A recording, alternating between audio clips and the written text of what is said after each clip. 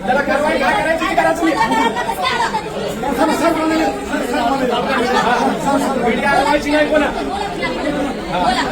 सांगा काय म्हणतात 5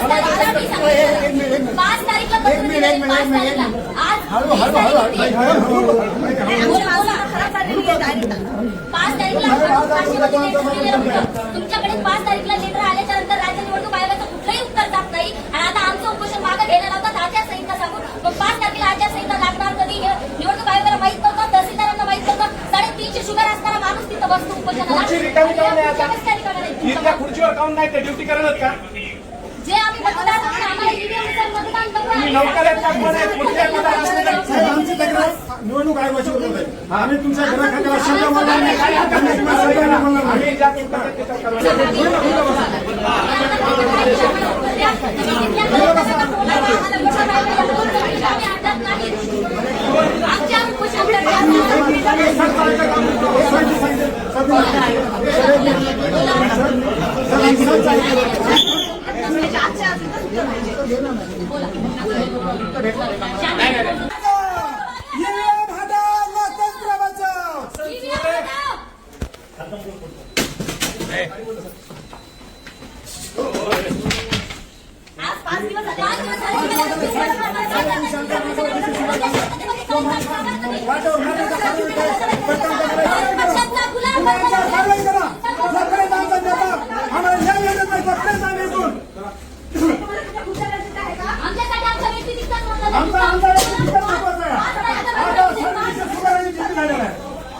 निवडणूक आयोगाच्या कार्यालयात गेलेला होता आणि तिथे तुम्ही घोषणाबाजी केलीत. नेमकं कारण काय होतं? ही घोषणाबाजी करण्यासाठी याआधी देखील तुम्ही वेळ वगैरे मागितला होता का? काय झालं होतं नेमकं?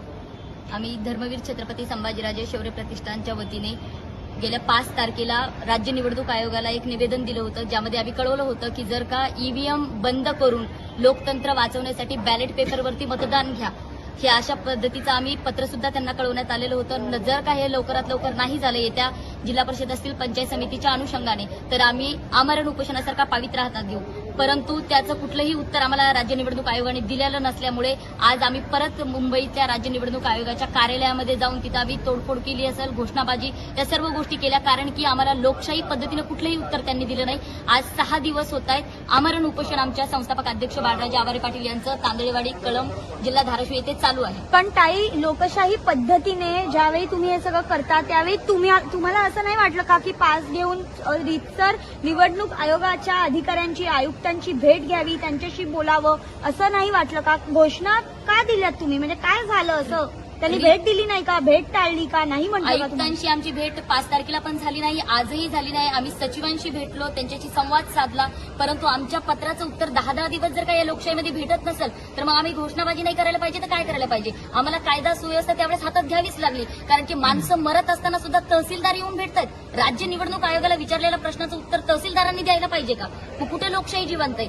जर का निवडणूक आयोगाला निवडणुका घेण्याचा अधिकार आहे तर मतदार म्हणून आमचा सुद्धा प्रश्न आहे ना त्यांना, की आम्ही विचारू शकतो की आम्ही मतदान कशा पद्धतीने केलं गेलं पाहिजे.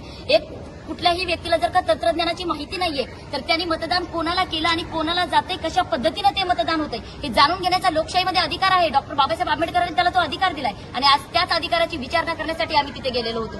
नेमका आक्षेप काय होता तुमचा? मशीन संदर्भातला आक्षेप काय? एकच आहे की ईव्हीएम बॅन करून आम्हाला समजेल सोप्या पद्धतीमध्ये बॅलेट पेपरवरतीच मतदान घ्यायला पाहिजे. आज जागतिक महासत्ता असणाऱ्या देशांमध्ये बॅलेट पेपरवरती मतदान होतं.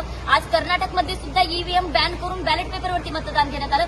मग याच राज्य निवडणूक आयोगाला कोणाचा पुळका आहे? कोणाच्या सांगण्यावरून तुम्ही ईव्हीएम वरती मतदान घेतात? तुम्ही जर का निपक्षपाती पद्धतीने काम करत असता तर मतदार म्हणून आमच्या भावना जाणून घ्या. ताई, एक शेवटचा प्रश्न. ज्या पद्धतीने तुम्ही म्हणालात की कोणाच्या सांगण्यावरनं निवडणूक आयोग हे करताय, तशा पद्धतीचा प्रश्न तुम्हाला देखील विचारू शकतात. तुम्ही कोणाच्या सांगण्यावरनं करताय अशा पद्धतीचा प्रश्न उपस्थित होऊ शकतो. नेमकं कोणती संस्था आहे, काय आहे? आम्ही कोणाच्या सांगण्यावरून ना कुठल्या पक्षाचे आहोत ना राजकीय नेत्यांचे आहोत. आम्ही कुठलेही फक्त भारताचे एक सुजाण नागरिक म्हणून धर्मवीर छत्रपती संभाजीराजे शौर्य प्रतिष्ठानचे आम्ही मावळे आहोत आणि आम्ही एक या भारताचे नागरिक म्हणून मतदार म्हणून आम्हाला अधिकार आहे हा प्रश्न राज्य निवडणूक आयोगाला विचारण्याचा. आम्ही कुठल्याही विरोधातले नाही किंवा कुठले सत्तेतले नाहीये.